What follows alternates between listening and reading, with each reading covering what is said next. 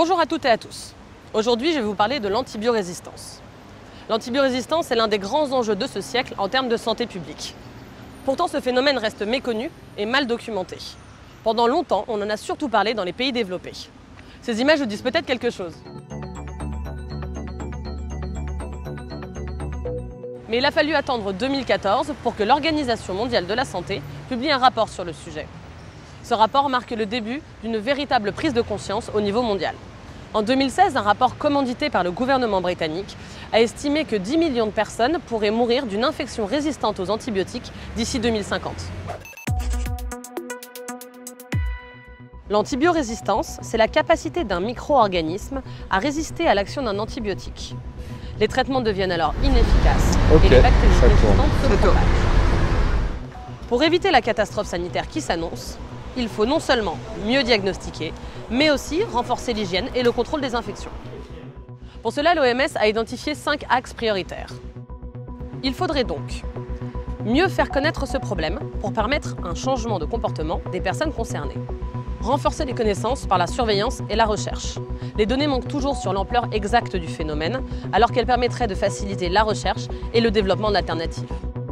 Lutter contre les infections grâce aux mesures d'hygiène et à la vaccination. Mieux utiliser les antibiotiques. Pour cela, il faudrait de meilleurs outils diagnostiques et plus de contrôle. Et enfin, garantir des investissements durables pour combattre la résistance aux antibiotiques, c'est-à-dire rechercher des nouveaux médicaments et des nouveaux vaccins. Ça, c'est l'idéal. Si on fait tout ça, on peut éviter de nombreux décès et on fait de grosses économies en termes de santé publique. Pour MSF, les champs de bataille de l'antibiorésistance, ce sont avant tout les hôpitaux. C'est là où les patients atteints d'infections résistantes sont traités et où les bactéries résistantes se transmettent d'une personne à une autre.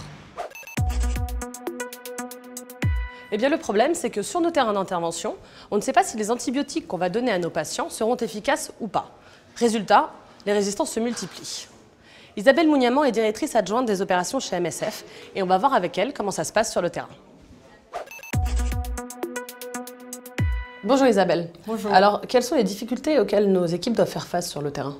Donc sur le terrain, les principales difficultés sont autour du diagnostic des infections, c'est-à-dire mieux comprendre quelles infections nos patients ont lorsqu'ils sont hospitalisés.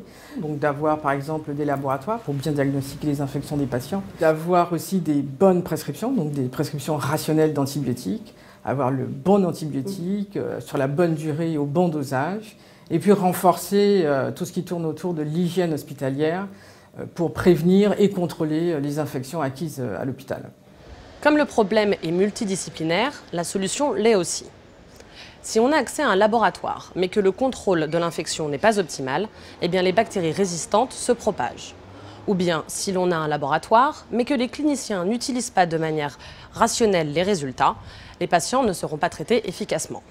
En résumé, l'accès au diagnostic, la formation des cliniciens aux bonnes pratiques de prescription et le renforcement des mesures d'hygiène ne peuvent pas fonctionner les uns sans les autres.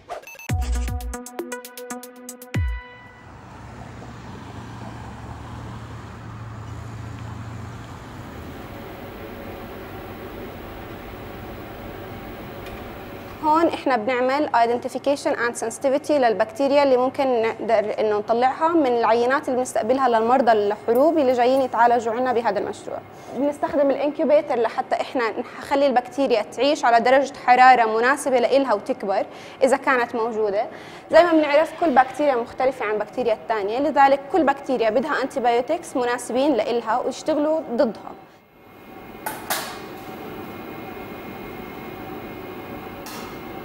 وهي اشياء شائعه جدا بمرضى الحروب لانهم تعرضوا لكثير مضادات حيويه وتعرضوا لكثير ظروف خلت هاي البكتيريا انها تصير اقوى.